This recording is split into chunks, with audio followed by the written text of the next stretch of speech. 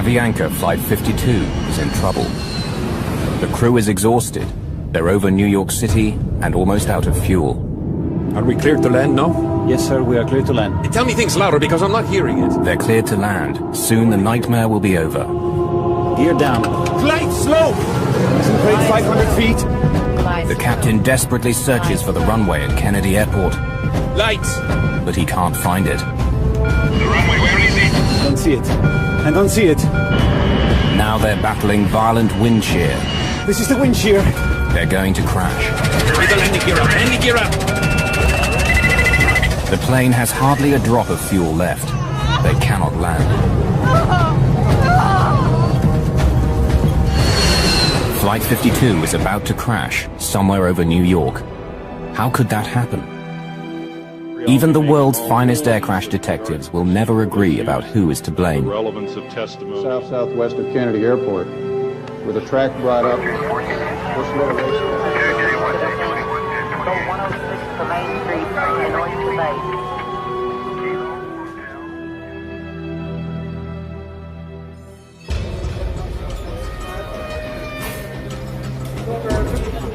January the 25th, 1990. Air traffic controllers have been nervously tracking a massive low-pressure system approaching the northeast coast of America. There was a system moving through the Great Lakes, moving east. There was a couple other systems converging. And a lot of times they'll converge in the New York area there, and the whole northeast will go down.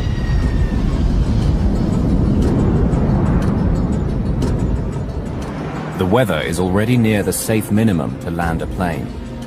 Flights will have to be cancelled or delayed. The terminals will be choked with thousands of angry passengers.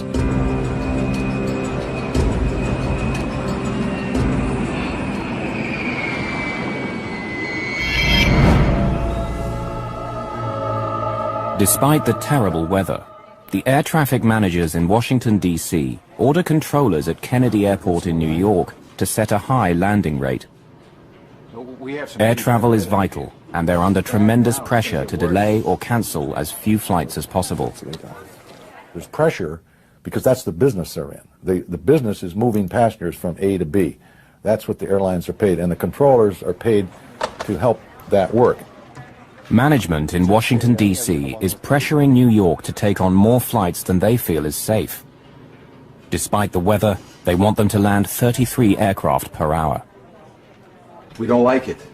We're going to have the worst possible conditions for landing aircraft at Kennedy Airport. We can't use runway 13. We have to use runway 22 because of the conflicts with other airports. And because of the winds, we don't like the rate of 33 an hour. 33 is it, and you'll take it. Scores of overseas flights with thousands of passengers are already on their way. They have to land somehow. What are we going to do with foreign traffic? We'll just give them airborne holes. Well, we know we're going to have wind shear and missed approaches, and this is going to be a very bad day. I've got very bad vibes about this day. No. 33. You'll shake it. And that set the scenario at about 7 or 8 in the morning before we left Mayday-Air. At 7 or 8 in the morning, the scenario was set for this accident to happen. But within the next few hours, fog and low clouds have closed the main runway at JFK. Now, whatever their bosses say, the controllers won't be able to land 33 aircraft an hour.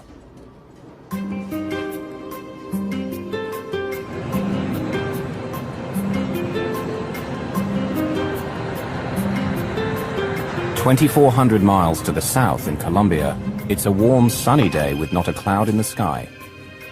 Avianca Flight 52 is now boarding passengers for New York. Among them, Miriam and Luis Montoya and their 2 young daughters.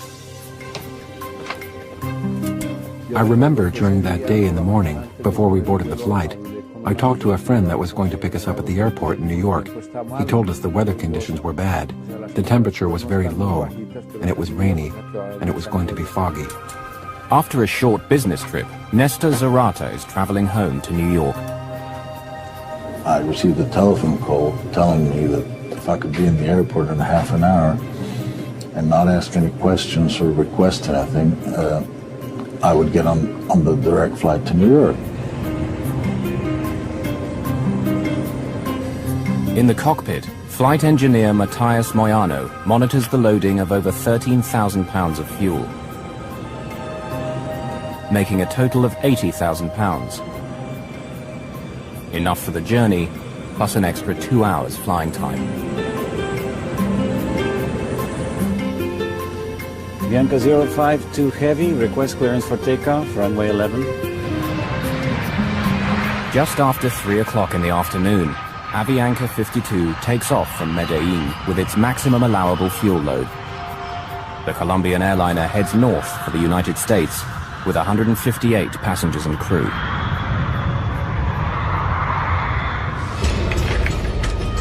By early evening, deteriorating weather has made flight operations at JFK appalling. Continue to the left, heading 230 vectors and holding for Cameron again. With no way of turning back the overseas flights, aircraft are forced to circle round endlessly, waiting to land. Turn left. There is a wind shear alert on final at 1,500 feet. Turn left. Controllers work frantically to keep track of the growing number of aircraft now in the skies over New York. 251, you are clear to land. When Mother Nature gets involved, problems develop. The tension gets higher, the pressure gets higher, decisions become more critical. At JFK, any idea how long those delays are going to be?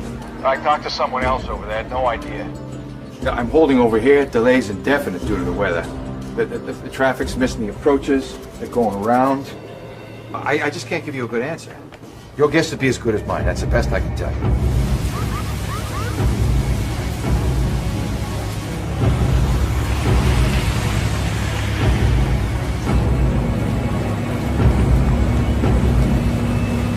JFK Airport in New York now only has one runway for landing, and aircraft are queuing up to use it. In the near blackout conditions, several planes have to abort their landings, which only adds to the delays. On Flight 52, they know none of this. The crew neither receives nor requests the weather for New York or for their alternate airport, Boston. In this case, Avianca 52 had the capability of calling several different stations or could have called their own dispatch operation in Miami and got an update on the weather. We don't really have any evidence that they checked with anyone to get the updated weather for JFK and their alternate Boston. It's inconceivable to me that someone with a responsibility of other people's lives would fly into a deteriorating condition without checking about, hey, do we have a way out of this place? Avianca 52 enters the airspace near Norfolk, Virginia. After 4 hours in the air, New York City is now less than 40 minutes away.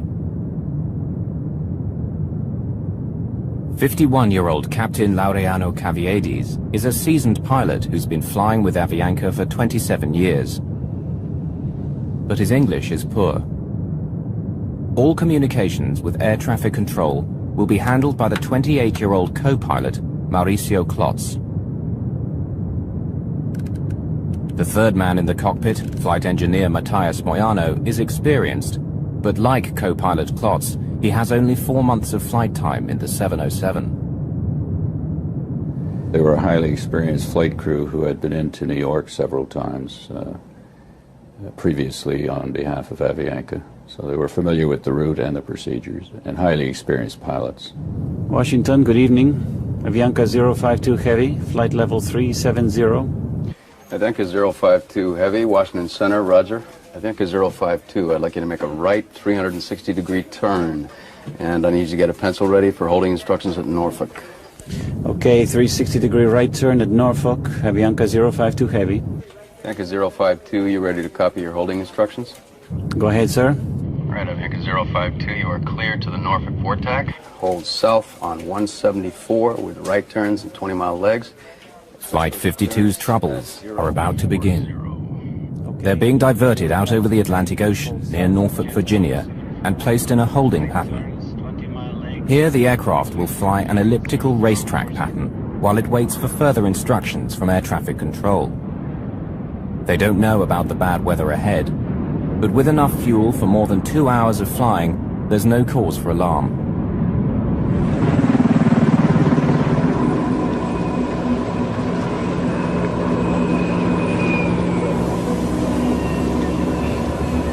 This area, in the northeast corridor of the United States, is one of the most congested airspaces in the world.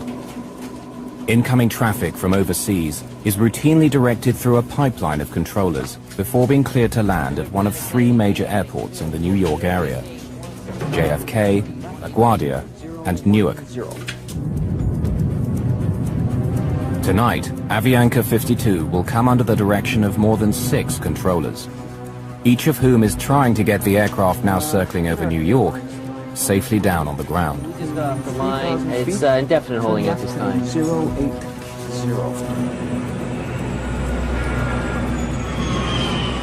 We just had 3 missed approaches on 22, right? We just went below the minimums. We just had 4 misses on 22, right? Which is our primary runway. The visibility is getting worse, and it's worsening. All right, how many are you holding?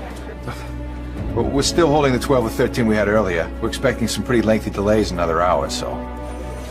While air traffic controllers try to cope with the increasing backlog of flights, Avianca Flight 52 circles for 19 minutes over the Virginia coast, waiting for permission to continue its journey to New York. Avianca 052, expedite descent through level 33. Just leave flight level 330 within 3 minutes, please. Okay, we'll leave 330 within 3 minutes. Avianca 052 Heavy. The Avianca jet is on its way to New York at last, but they have no idea of the trouble that awaits them.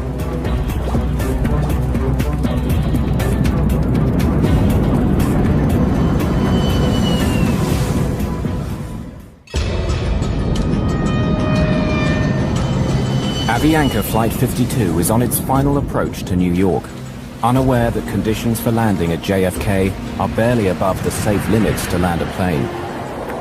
It's a pitch-black night, with heavy mist, rain, and sudden violent winds. This is Central. I was wondering how your weather was doing up there. It's pretty bad at this point. We got all sorts of wind shears and missed approaches Due to not seeing a runway. You're still trying on a 30 rate. Yeah, rather unsuccessfully at this point. The winds are starting to pick up. 20% of the guys attempted approaches went on to miss. When the northeast goes down, it goes down. It goes down for a big area. And a lot of quick decisions have to be made. You just can't say, wait a minute, stop. Everyone's en route. The plane has now almost used up the fuel planned for the journey and will shortly start eating into its reserves. The crew is considering diverting to their alternate airport in Boston, just 210 miles from New York. Washington Center, Avianca 052 Heavy. Avianca 052 Heavy, go ahead. Do you have any information about delays to Boston? Boston, I'll check that, sir. Thank you. The Washington controller asks his assistant to check on the conditions at Boston, but he gets distracted juggling other aircraft and forgets all about Avianca's request.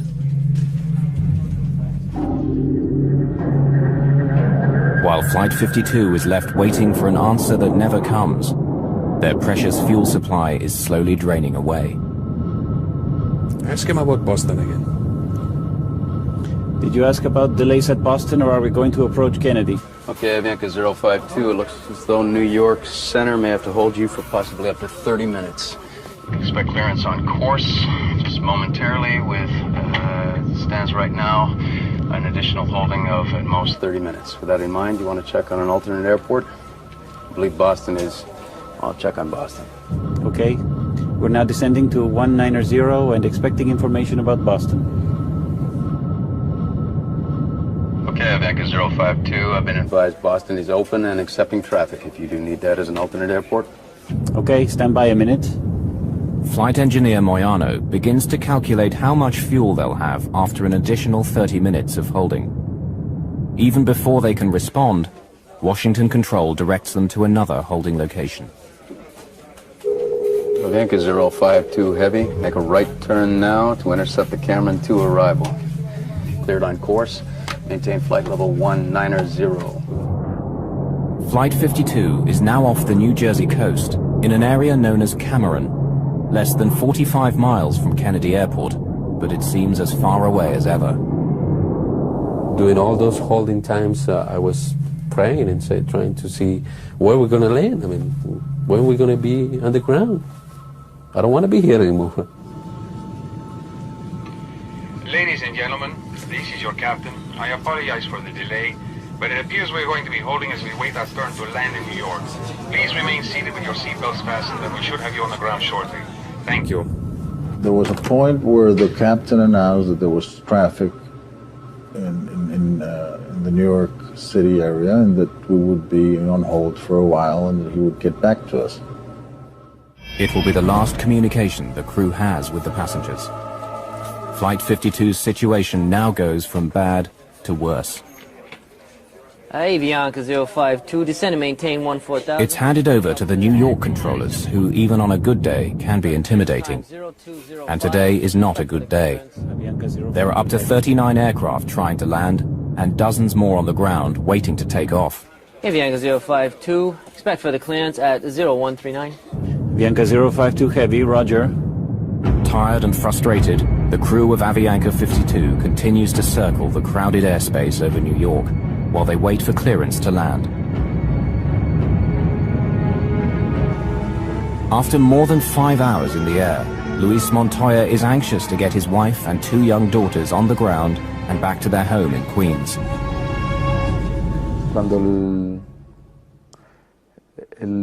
As the flight started to prolong, we started to feel uneasy.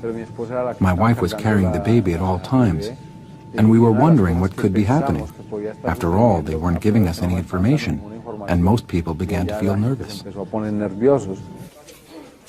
New York Center finally gives the crew of Avianca 52 the message they've been waiting for. Avianca 052 Heavy, Aviar Kennedy is 2,400 feet. Can you accept an approach? That's an affirmative, sir.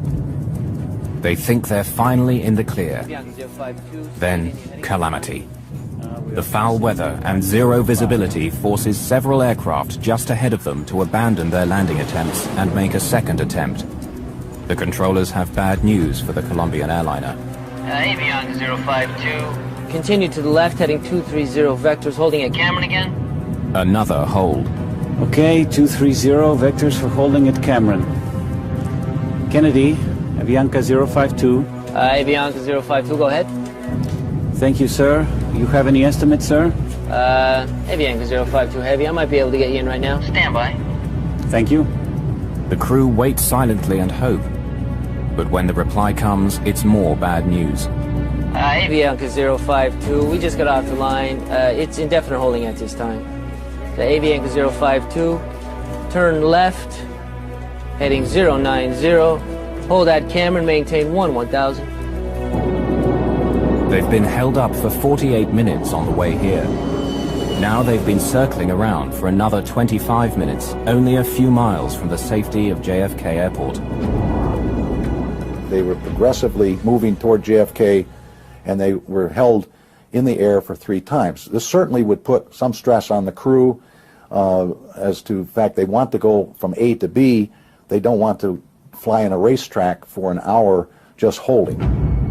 At 8:55, the cockpit voice recorder begins recording the last 40 minutes of Flight 52.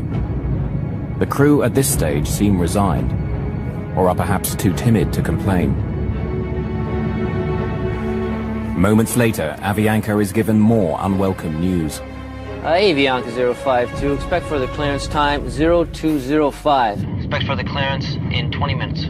It's now that the stress level in the cockpit begins to rise. 0205. Well, I think we need priority. We are passing out of fuel. Avianca 052, roger. How long can you hold and what is your alternate? Okay, stand by a minute. The flight engineer quickly calculates the remaining fuel. Yes, sir, I will be able to hold for 5 minutes. That's all we can do. Avianca 052, roger. And what's your alternate? We said Boston. But it's full of traffic, I think. Avianca 052, say your alternate again. It was Boston, but we can't do it now. We'll run out of fuel. Avianca 052, cleared Atlanta Kennedy via heading 040, maintain 1000 at speed 180. The Avianca crew, when they felt that they were being handed off to an approach controller now and given a heading and a lower altitude, I'm sure in their minds they thought, well, they even commented on the cockpit voice recorder, we're being handled or we're being taken care of. It's okay if I send 4 more your way? Casino, I'm back in the hold again. I got 4 in the stack and there's no end in sight. I can't keep your times. I'd be guessing if I did. This guy's killing me. Avianca 052 only has 5 more minutes and no hold. You gonna be able to take him, or I'll set him up to his alternate? What is his speed now? I'm not sure, to be honest with you. Holding speed. Slow him to 180 and I'll take him. Say again? Slow him to 180 knots and I'll take him. You guys holding a lot? Man, we're holding all up and down the coast. Ah, that's good practice, man. But in this critical handoff from one controller to the next, there is no specific mention of Avianca's critically low fuel. Nobody told the next controller that. So the next controller, when Avianca came in on the frequency, the controller just said, right, I've got you, proceed to Kennedy, or I'm going to put you in a hold, and put him in a holding pattern over the last approach fix. The options were gone. Now the aircraft could only get into Kennedy. Avianca, descend and maintain 7,000. Descending to 7,000, Avianca 052 Heavy. Avianca 052, before you go, there is a wind shear alert On final at 1,500 feet. Turn left heading 090. Left heading 090, Avianca 052 Heavy. The high-level wind shear was passed on early on, so he was aware of that. But the low-level wind shear below 500 feet was not passed on. During the entire flight from Colombia, the plane's autopilot has been unusable. It was reported after the last flight, but Avianca's maintenance men failed to fix it. After more than 6 hours of flying manually, the physical and mental stress is beginning to take its toll on Captain Caviedes. To me, it's inconceivable someone would have to fly at Boeing 707 without an autopilot. I mean, that's a high workload in smooth air. After more than an hour and 17 minutes waiting for clearance to land, the crew of Flight 52 believe controllers on the ground are at last aware of their fuel emergency and are clearing the 707 for a priority landing.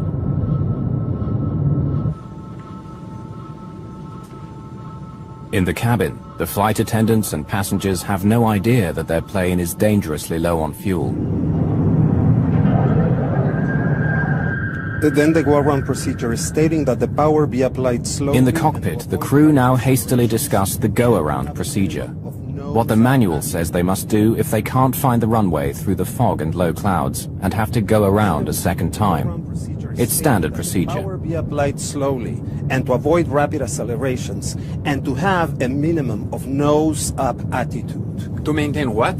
Minimum nose-up attitude. That means... Flight engineer Moyano is concerned that if the captain were to pull up the plane's nose too sharply, all the remaining fuel would slosh to the back of the tank, causing engines to stop. Covered on fuel during the go-around. What it means is it doesn't contain fuel for feeding itself and a flameout could occur.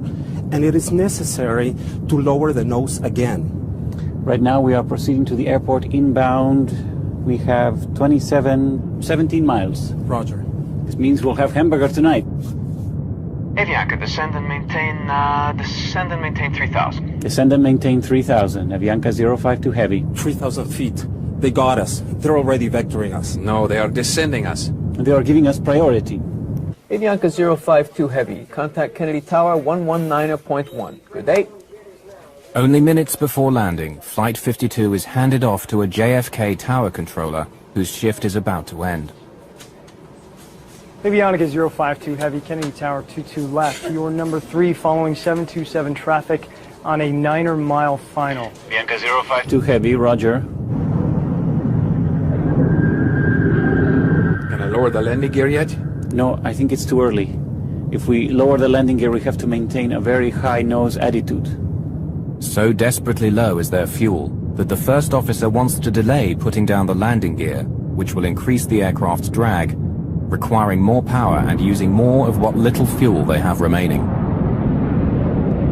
I was so happy. For me, it was like a joy. I mean, we're going to land soon, and this is going to be end. Avianca 052, what is your airspeed? Avianca 052, 140 knots. Avianca 052, can you increase your airspeed 10 knots? 10? Okay, 10 knots, increasing. Increase. 10 knots more. Tell me things louder because I'm not hearing it. Lower the gear. Gear down. Avianca 052, 22 left, wind 190 at 20, cleared to land. Clear to land, Avianca 052 Heavy. Wind check, please. 190 at 20. With the weather deteriorating and flying on fumes, the crew of Flight 52 will have only one chance of getting their 149 passengers safely on the ground. Avianca 052, say airspeed. 145 knots. Are we cleared to land now? Yes, sir, we are clear to land. Stand by. Flaps 50. Landing checklist complete. It was extremely important that Avianca 52 landed on their first approach, JFK. The voice recorder revealed that the captain was certainly quite concerned about the fuel state, and he was talking aggressively with the first officer, putting out flaps, getting the airplane configured. The flight engineer had to know they were out of fuel. And when they came in for the first approach, it was time for the flight engineer to say, this is the only approach we're going to be able to make. And he didn't. Give me 50. Flaps 50 now. All set for landing. Standing by for lights. Slightly below glide slope. 1,000 feet above field. Instruments cross-checked, slightly below. Stand by for lights. Stand by. The wind is slightly from the left, 190 to 20. Below glide slope. With about 10 minutes of fuel remaining, and just 2 miles from the runway, Flight 52 finds itself flying into violent wind shear, forcing them to slow the plane down. They were getting like 60 knots of wind on the nose, and then as they descended on down through about 500 feet to the ground, they were down to 20 knots. So that's 40 knot change and 1,000 feet of elevation. That's a lot. This is the wind shear. Now the wind changes direction. It's pressing them down towards the ground. Glide slow! Glide slow. Sink rate 500 feet. Glide slow. The captain desperately searches for the runway, but it's shrouded in low clouds and fog. Terrain. Lights! The runway, where is it? I don't see it. I don't see it. The plane's warning system is telling them that they're about to crash. Look.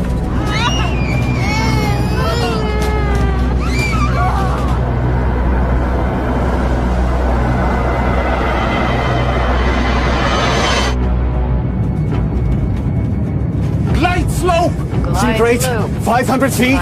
Just 2 miles from touchdown, Flight 52 has been caught in violent wind shear. To save the plane, Captain Caviedes applies full throttle, burning up more of the plane's precious fuel. Give me the landing gear up! Landing gear up!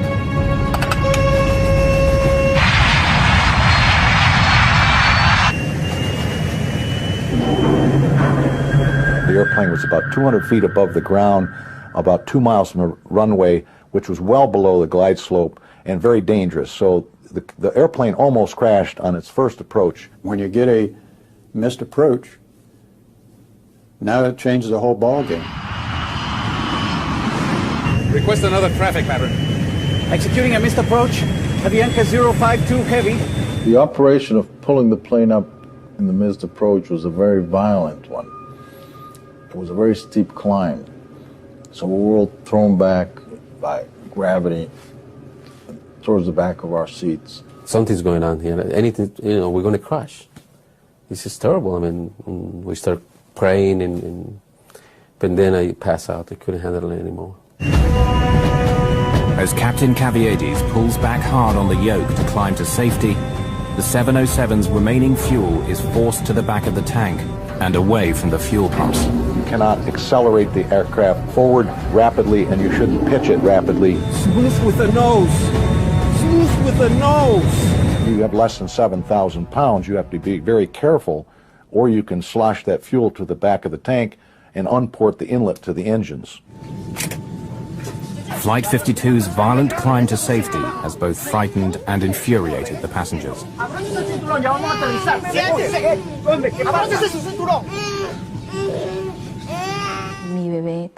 My baby Daniela also started to feel uneasy and began to cry.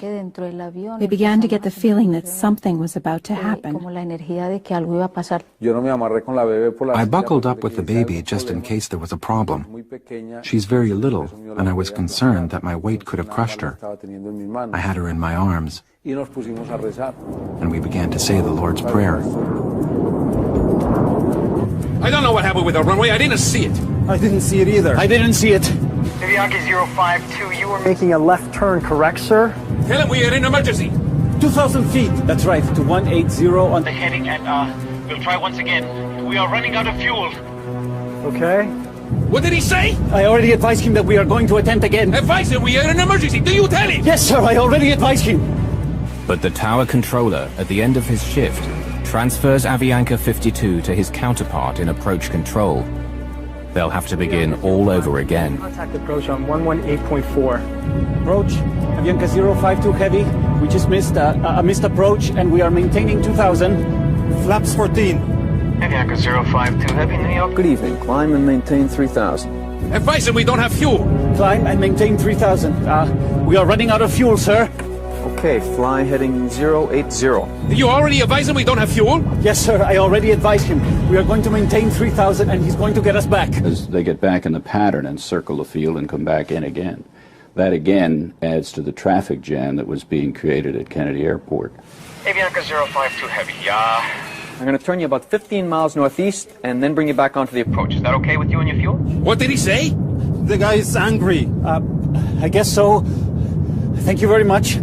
These guys were out, and they didn't say we were out. And he allowed the approach control to vector them way out in the original pattern and 15 miles north of the outer marker again. Flight 52 was instructed to fly a long approach pattern for another landing attempt. The plane is down to its last dregs of fuel as the crew waits for final clearance from ground controllers. In their minds that they were being handled and taken care of, and they had enough fuel to go around and shoot the approach. But on the way, they were given a 360 turn because of traffic spacing. And then they were run way out towards Long Island and vectored all around, which was equivalent to holding for another 15-20 minutes. Did you get clearance yet? Can you give us a final yet? Avianca 052 Heavy. Avianca 052. Affirmative, sir. Turn left, heading 040. Climb and maintain 3,000. Negative, sir. We are running out of fuel. Okay, turn left, heading 310, sir. Set flaps 14. Okay, and you're number 2 for the Approach. I just have to give you enough room so you can make it without having to come out again. Okay. We're number 2 and flying 360 now. Avianca 052 Heavy, turn left, heading 330. The lights in the aircraft start to flicker, a sign that the engines are being starved of fuel. 330 on the heading, Avianca 052. Once there's no fuel flowing through the pump out of the tank, an amber light comes on to tell you that tank is empty. Flame out! Flame out on engine number 4! Flame out on it! Flame out on engine number 3! Over the runway. The passengers can hear the sound of the engines beginning to shut down. When the engines went off, I looked over to the lady that was sitting next to me, and I asked her to give me her hand. And I philosophically accepted, I might die here. This is it. Avianca 052, we just lost 2 engines and we need priority, please. Avianca 052. Turn left, heading 250. Intercept the localizer. 250, roger. Select the ILS. ILS. Avianca 052, you're 15 miles from the outer marker. Maintain 2,000 until established on the localizer. Cleared for ILS 22 left. Roger, Avianca. Did you select the ILS? It's ready on 2. When all the engines flame out and the generators fall off the line, a considerable amount of power is lost, electrical power is lost.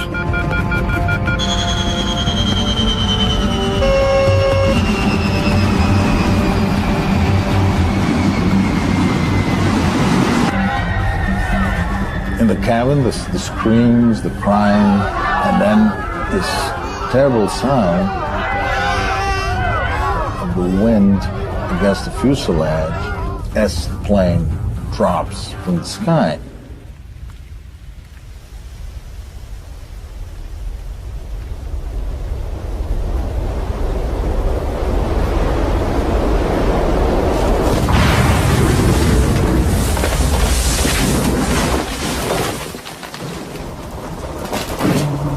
Avianca 052, radar contact lost. Avianca's missing due to the weather thing. Yeah, Avianca 52 lost an engine. We're trying to find out why. Yeah, we're no longer talking to Avianca. He's 15 northeast of Kennedy. Ah, wonderful. At Clipper 18, turn left heading 180. 6.5 hours after leaving Colombia, Avianca Flight 52 is missing somewhere over New York.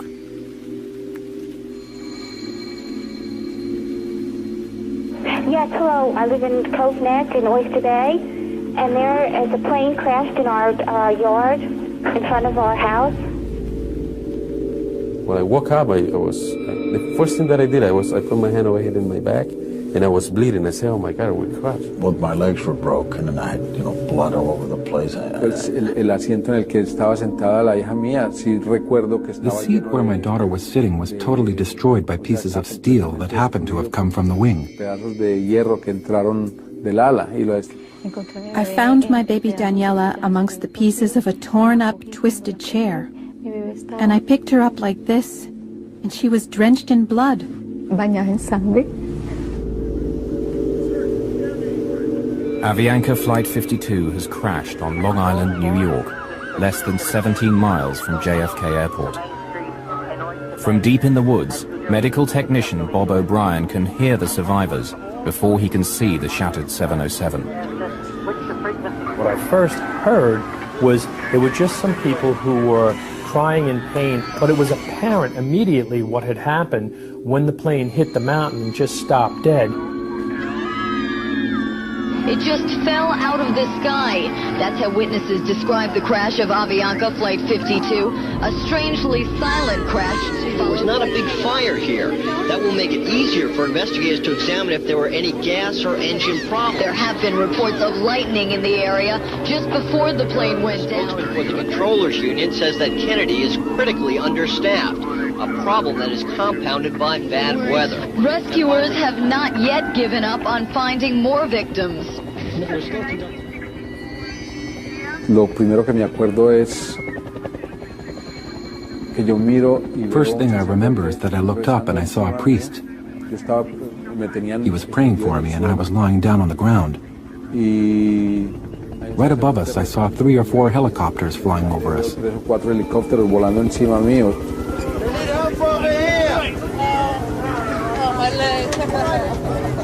I managed to get up on top of the fuselage, and there's that door handle that says, in case of emergency, pull here. So I pulled that door handle, and that door handle just went, and the door came open about 4 inches. And then I was able to flip that over, and I could just see piles and piles of people strapped in their seats.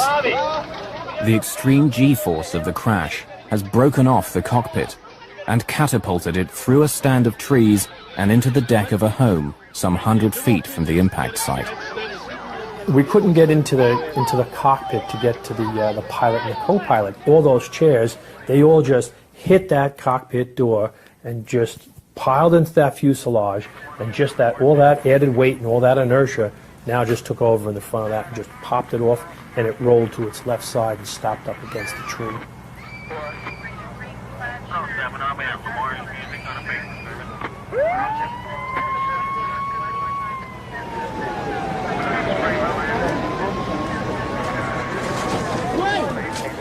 Come on, somebody get the back here. And I saw some cables, and I saw a big hole in the fuselage over the passengers that were sitting next to me who were kind of unconscious. And on top of me was this guy who was bleeding, a big guy, I don't know who he was, but he was on top of me, but I was sitting. I pulled myself with those cables towards that hole, which was over the wing. I started screaming, "Hey, help me out, help me, take me out of here." And then somebody, when they realized that I was alive, they removed they took away the guy who was on top of me, and they took me out of the airplane. At that moment, a fireman was climbing on the wing, and he saw me, and he said, "There's a guy here," and he pulled me out.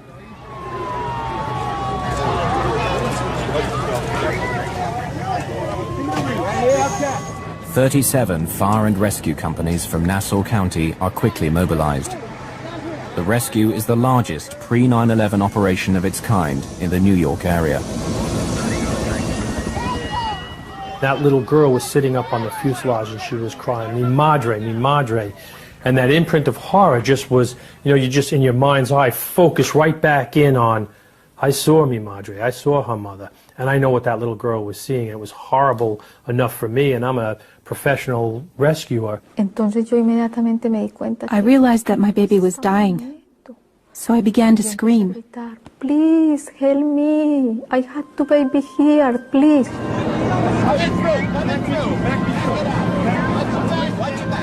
The plane has crashed in the wealthy neighborhood of Cove Neck, near the home of the father of tennis star John McEnroe. Medics set up a makeshift triage unit on his lawn. When daylight breaks 10 hours later, 85 survivors have been pulled from the wreck.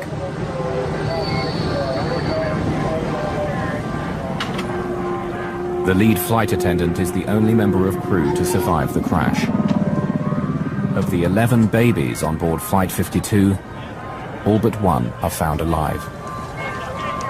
Among the dead are several passengers with drugs hidden inside their bodies. Known as drug mules, they're poor people paid by the Colombian drugs cartels to smuggle cocaine into the United States. It became an issue later on. They posted police officers at the morgue because they were afraid that the drug cartel would come in and try to steal the bodies because they were worth $1 million apiece, and they were waiting for this shipment, and there were a lot of them.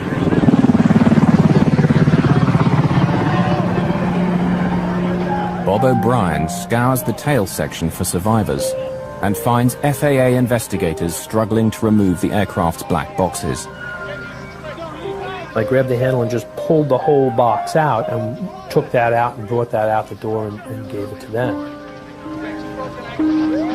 Even as people are being pulled from the wreckage, the on-site investigation begins. In charge on the ground is Barry Trotter of the National Transportation Safety Board. A former airline pilot, Trotter became an investigator after losing his right arm in a motorcycle accident. The condition of the aircraft was really astonishing to see that that much of the structure was left in the condition that it was in. It hit right on about a 28-degree embankment, and with the wings and all the other trees, it only slid 28 feet, so it hit and stopped instantly. Unaware of the details of Avianca's troubled flight, investigators quickly find a valuable piece of evidence. You could look at the engines right away and you could tell the engines were not turning. So there was no power on the engines. That was the first big clue. Trotter and his team examine the fuel tanks and find just a few gallons of jet fuel still on board. It becomes clear why the 707's engines stopped turning, but the question of who's to blame is still to be answered. In the community of Cove Neck, New York, salvage workers begin the task of dismantling the shattered remains of Avianca Flight 52. But there's still one critical question. Who is responsible for Flight 52 running out of fuel and causing the death of 72 passengers and crew? The answer will be worth millions of dollars and affect dozens of lives. At the lab of the National Transportation Safety Board in Washington, D.C., investigators are eager to recover data locked inside the two black boxes. The most telling of these is often the flight data recorder, which records critical information, such as the plane's altitude, airspeed, and heading.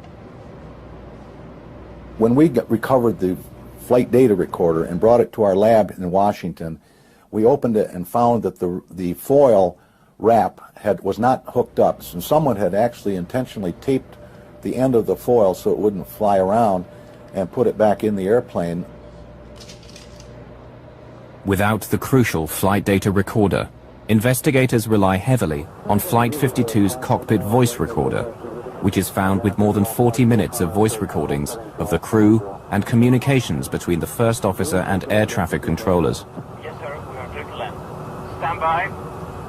All set for landing. Low glide slope.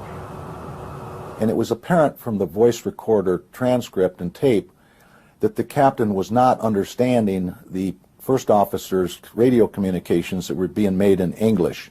Everybody wants to blame the pilot, but he may be the last person to make a decision, and the scenario which caused him to be in that position where he makes the decision was created by several other people along the route.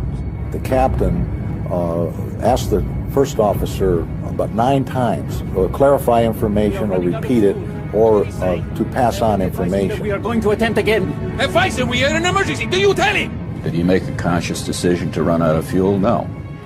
He was sucked into a situation by the air traffic controllers where he ran out of fuel. Once the airplane got into the JFK area, there was certainly a serious breakdown in communications on the part of the pilots within the cockpit, on the part of the pilots talking to controllers, and controllers talking to the pilots, and the controllers amongst themselves, because there were handoffs and some of the urgency was not passed on within the controllers system. So we had multiple breakdowns in multiple areas here that ultimately led to this accident. Slow! The cockpit voice recorder reveals a crew desperate to land the 707 in near zero visibility and in extreme wind shear without the aid of an autopilot. In this case, the captain had a difficult time maintaining the glide slope during the approach with the wind shear, didn't see the airport, and had to make a go-around. That almost doomed the airplane at that point. The information being given to pilots en route was a wind shear up as high as 1,500 feet. But their pilots on approach were encountering wind shear as low as 300 feet. And that wasn't passed on to the Avianca pilot. This is the wind shear. The crew of Flight 52 is caught off guard. As they descend below 500 feet and slow down, a violent vertical wind forces them towards the ground, nearly causing the plane to crash 2 miles short of the runway. Ironically, Avianca 52's lack of fuel resulted in no fire or explosion, saving the survivors from almost certain death. If the flight would have found some level ground, it was conceivable he would have slapped the fuselage down and slid to a stop. With no fuel, there would have been no fire, and I think it's very possible that most of the people would have survived it in that case. As the hearings into the crash begin, lawyer George Tompkins is confronted by controllers who maintain that the Avianca crew failed to use the word emergency, instead using the word priority to communicate their situation. The government took the position that the pilot never declared an emergency, so no one knew that he had a problem. But saying you're getting low on fuel and saying you cannot make your alternate, the word emergency is not necessary to say. Negative, sir. We are running out of fuel. We just lost 2 engines and we need priority, please. And they thought they were telling them when they said we need priority. Para nosotros en español la palabra prioridad significa. In Spanish, for us the word priority means first. Corre a mí, te estoy necesitando. Attend to me, run to me. I need you right now. No sé si es que. I don't know if priority in other languages means that you can wait. Significa que puedes esperar. To me, priority means a priority. If you ask a child, what is a priority to you, what are you going to say? He doesn't need to say an emergency. Avianca 052 only has 5 more minutes in the hold. You going to be able to take him, or I'll set him up to his alternate? What is his speed now? I'm not sure, to be quite honest with you. Holding speed. The NTSB concludes that air traffic's handling of Avianca 52 was proper, considering the information they were getting from the flight crew.